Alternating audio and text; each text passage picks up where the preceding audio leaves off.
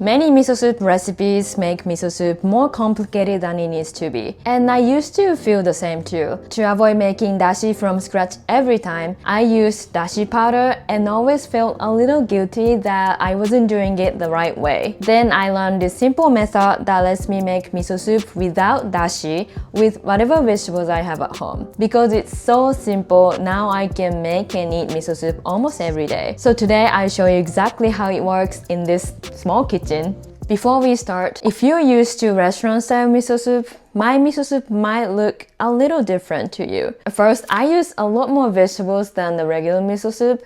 I usually use about 5 different kinds of vegetables, and it's more like stewed vegetables than soup, to be honest. Because the soup has a lot of vegetables already, it can act like a side dish too. Secondly, I don't use dashi. A lot of recipes recommend making dashi from scratch, or at least use something like dashi powder or hondashi to add umami to the broth. I don't feel like I need to use those kind of stuff anymore because I use a lot of vegetables and those vegetables release their own natural umami and flavors. So I don't feel like I need to add extra umami on top of that natural flavor. If you're wondering if miso soup without dashi is even authentic or not, actually it's not as unusual as it seems. Historically, people often relied on the natural flavors and umami of the ingredients rather than making dashi separately because they didn't have enough food. So while it looks a little different than modern way of making miso soup, this miso soup without dashi is still rooted in Japanese home cooking. Third, I don't have a fixed recipe. The vegetables I use in miso soups change based on seasons or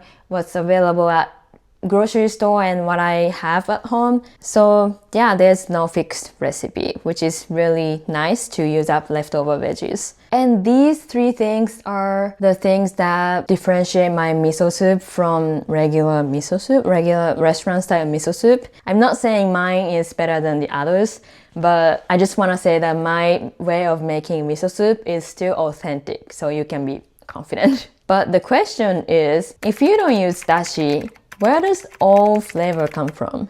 The answer is how we choose vegetables and how to cook them. So let's start there. The key to making flavorful miso soup without dashi is choosing vegetables that balance each other. The idea comes from Japanese cooking method called kasaneni, which is based on yin and yang theory. But please don't worry about that theory for now. I just want you to use this chart to pick vegetables. For example, if we had eggplant, cabbage, leek, potato, daikon, onion, and carrot, you might want to pick eggplant, cabbage, potato, daikon, carrot. So in the chart, in the image, those vegetables are balanced each other, if that makes sense. And as long as you follow this rule, choosing vegetables that balance each other in this chart, you can make miso soup with whatever vegetables or even protein like egg, chicken, tofu, canned tuna, whatever ingredients you have at home. And if you like to learn more about kasaneni and this yin and yang principles, I have a free ebook that explain more deeply. So please check it out from this QR code on the screen or the link in the description.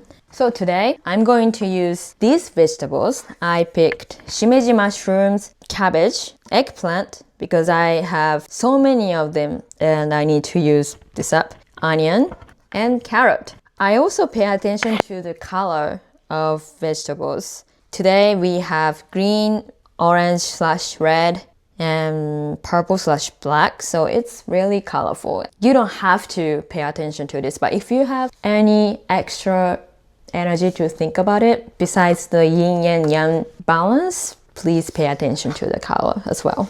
So once you pick the vegetables, we want to cut and layer them. I usually cut the vegetables near the bottom, so in this case, cabbage and mushrooms a little larger than the things that go on top, because the things that go at the bottom of the pot will cook faster than the ones on top. So let's start from the shimeji mushrooms, because according to the chart, this one needs to be at the bottom of the pot. These are not fresh.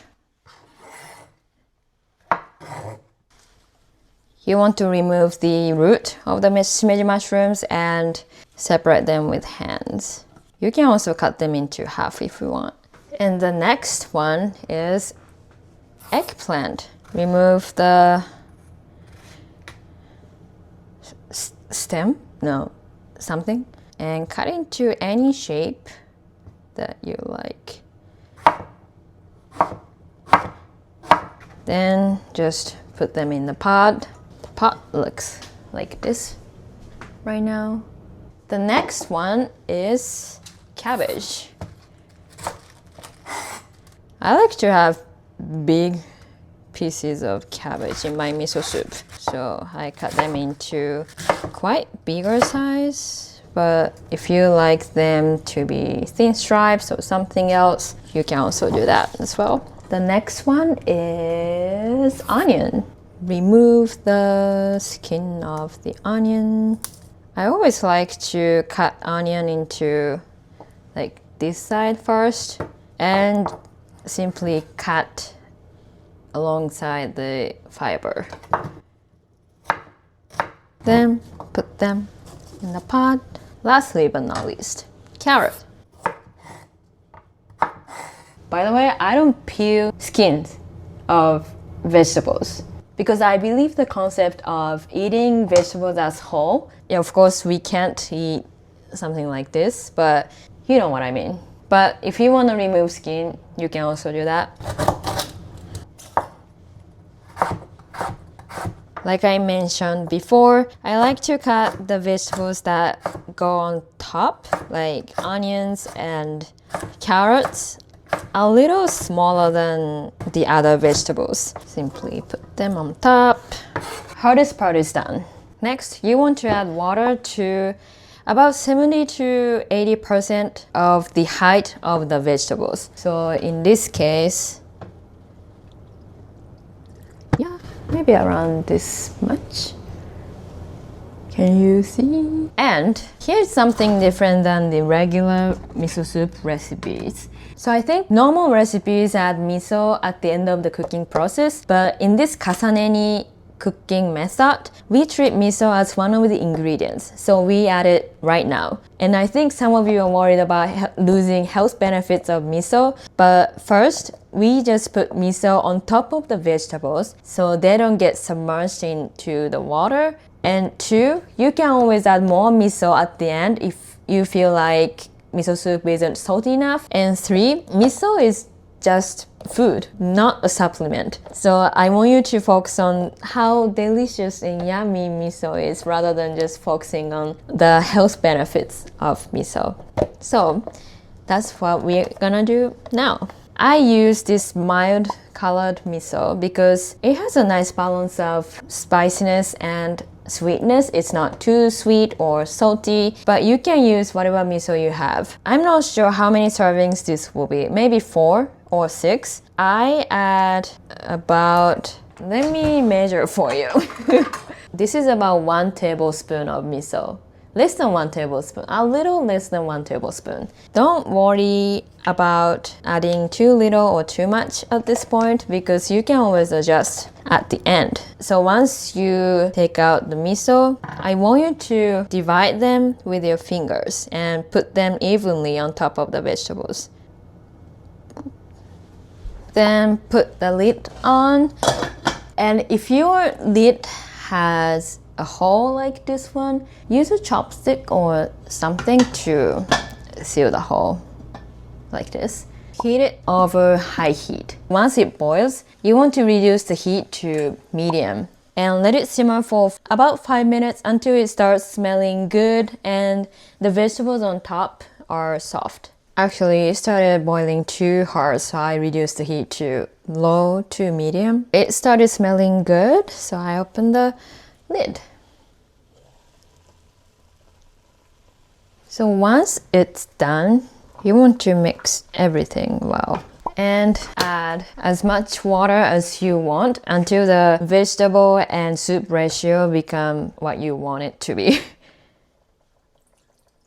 Then after adding the water, you want to taste test it and make sure it's not too salty. For me, I felt like it needs a little bit more miso, about this much.